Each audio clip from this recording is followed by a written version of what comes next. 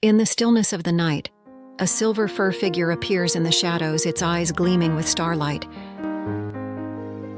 Luna's gentle voice fills the room as she takes a step towards the sleeping child, weaving dreams with her words. In the dream, a world of wonder and magic opens up, inviting the child to explore its mysteries. Luna's silver fur shines dimly in the maze, her voice calling out for help as she searches for a way out.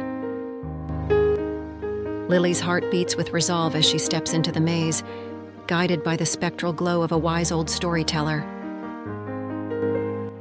The maze twists and turns, challenging Lily to confront her deepest fears and darkest thoughts.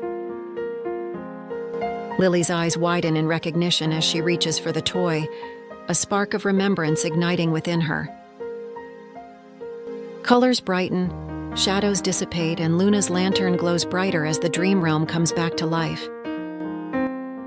Lily and Luna stand together, united in purpose, their friendship sealing the fate of the dream realm and children's dreams.